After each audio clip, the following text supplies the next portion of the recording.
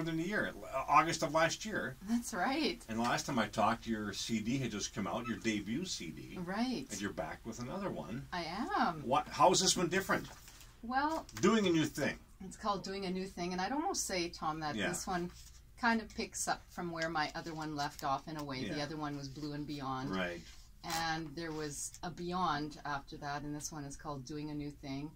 And I just had more to say. I had, one of the exciting things about this particular album, too, is that I had some coaching from some mentors that I look up to, Jonathan Alexiak and Helen White, some really respected artists in Winnipeg. And they had helped me to self-arrange this one. So the scores are self-arranged on it. And it's probably one of the hardest things I've ever done. You know, I've got a really new, I mean, once you write the music, and then you're thinking, what instruments do I want involved in the recording of this? And then putting all those in. And, you know, when you listen to music, it doesn't just kind of happen that way. There's an artist on the other end who's arranged it and put it all together, and it's a tremendous amount of work. And so but it was exciting to do that challenge and to be able to do that for this particular album. Yeah, so is that the new thing?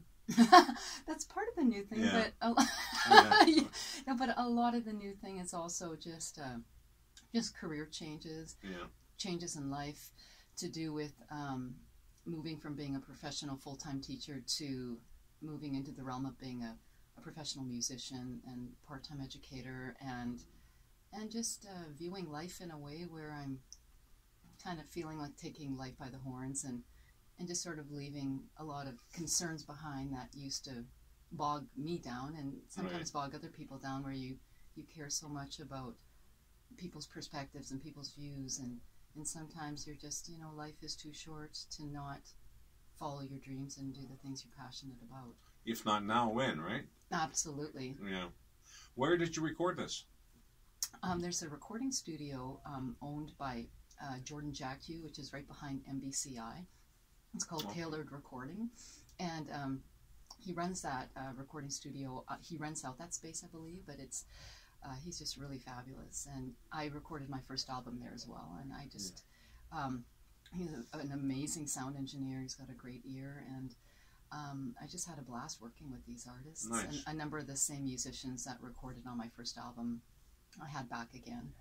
And and I was talking to someone about the possibility of, hey, you know, maybe having a recording studio where I could work on some of this, and maybe in my basement, and and it's kind of like, you know, one thing at a time. You know, like that's a completely, that's serious money, right? It's serious money. It's also to be able to do that is a really different craft all of its own, and I'm just thrilled enough to put the label of arranger under my cap, you know, to just be able to arrange my own music and to sing and create on it is probably a big enough challenge that I'm still trying to fill. As it is. How about producing? Producing, and this is something interesting too. I had, again, as I said, I've worked alongside with Helen White and Jonathan Alexiak on my first album, and on my second one they were coaching me along, and I said, you know, I didn't go into this album saying that I was going to be an executive producer, but as it turned out, I am that on this album. And I mention Jonathan and Helen as far as being mentors and consultants, but Jonathan said to me, you self-arranged and you produced, take the credit, you know, just, so there it was. Do you get more money that way? Not yet, right? Not yet. And, you know, and that's the thing. Again, sometimes we're not looking for labels. I don't need to say, oh, now I'm a producer and what have you. But I guess coming from the education background and coming from being around music for decades in my life, you kind of, I guess the job of the producer really is to direct the artist in the direction that they want that music to follow in. And sometimes when an artist doesn't quite know what they want on a project, the producer will kind of bring in the right artists into the studio, the right session players will kind of form the music in a way that it should go. And the exciting thing is that Helen had said to me, well, you don't really need one because you know what you want. Right. you know what you want on this project, so just go with that. And I had another thought. And then another thing is that they said to me too, Helen and Jonathan, that if you know what you want in this project, and as an artist, the more you do on it, the more stamp you have on your own work. Right.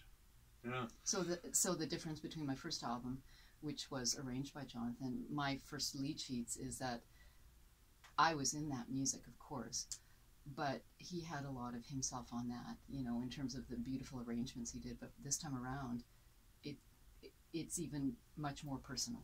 Yeah. How long did it take? It sounds like it's quite a project to record a CD. It is. It takes some time. How long? It does. How long did it take? And, well, from the time I started writing, I guess I started writing shortly after my first album released in February of 2017. I started writing around April. And so I like to say March, April, that from the time of the writing to the arranging and the session players getting in the studio and recording, 18 months. Yeah. So that's your family says, "See you later, Mom." Pretty much. Yeah. They're like, "Oh, you know." And I know my husband had asked me. He said, "Are you sure this isn't feeling stressful? Are you moving in the right direction with all this?" And I just said, he said, "Wouldn't you rather be doing something else right now?" And I said, "No, not no, really. I wouldn't." Yeah. You know, hour upon hour sitting in front of the computer with the MuseScore program, arranging these tunes. I just, as laborsome as it was, it was exciting. But I remember, as far as the recording, we started the recording in April of 2018. Okay. And once we started, it's like we did these long sessions, you know, with the rhythm section, with the first group to go in. Right. And the thing is, I think part of it too, Tom, is when you're working with people who are just, these musicians are phenomenal. Yeah. I'm surrounded by amazing people. It's not a one-person project. You know, when they go in there, they've got the music. They might, you did a little listening, you know, kind of looked at it. You run it through a few times and they've got it. It's amazing, It's isn't it? incredible. Yeah. And the way now that they're in these different rooms and Jordan could bring up levels on different things and, okay, let's take it again. And so something that might have taken a lot more time, from my understanding, decades ago, is so much more efficient now. Right. So even though it's a time-consuming situation, like we started in April and finished the recording process by the end of June, and then the edits and so forth. And I guess, honestly, and, you know, when you think you have it, and then next thing you know, you're going back and forth, and, well, what about this, and what about that? And I guess I had the final mastered copies in my possession by August. Yeah. So what's like having a baby, getting the CD handed to you right here? I'm glad you're saying that, because it really is. I call it the birth of a dream, because it really is like, you know, the birth of a child in a sense, like, because it's something growing and beautiful and that you're creating and you're pouring your heart and soul into it. Right. And once it comes, you're just like, you just feel so, it's a surreal experience. Like, I just, creating music, you know, for artists who don't have children, but if they're recording artists, and if they, I mean, that's as much, like, this is baby 5 as far as I'm concerned. Yeah, Going beyond is baby 4. Like, really, you know, you're growing something and you're nurturing it and you're putting everything you have into it. So it's a lot of work, but it's such a labor, as you say. Right. Yeah. Are you hitting the road a little bit? A few shows? I do have some around Winnipeg shows. Yeah. I've got some exciting things lined up. Of course, the up and coming is the CD launch, which is on October 13th at the Winnipeg Conservatory of Music, 1476 Portage Avenue, and I'm promoting tickets for that, and I'm hoping to have a sold-out show. I'm believing for that. Yeah. I've got some up-and-coming smaller things around Winnipeg. I'm going to be hitting the beautiful little Pink Moon Boutique to do a little serenade there, just myself and my piano, coming up next week. And I've got some Joe Black gigs lined up. Oh, okay. In the next few months, and I've got a neat one that I'm excited about. it's a part of something called the Millennium Library series. Right. So they're doing a Parkway Millennium Library concert series, and that's going to be on November 29th. So I'll be doing a duo there.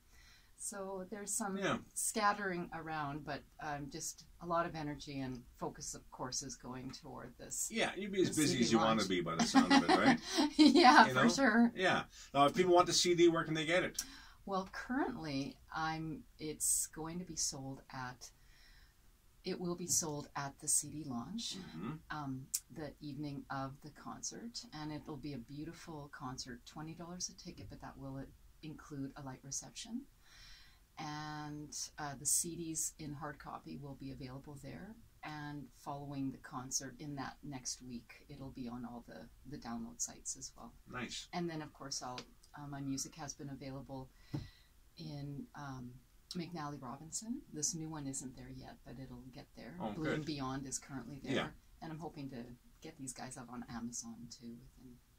Nice. Katrina Van Humbeck, thank you as always. It's a pleasure, Tom. And good luck doing a new thing. And doing a new thing, and it's such a pleasure to have been here. Thank you so much. My pleasure. Beautiful. And that was rolling all the time. I glanced over a couple times and I noticed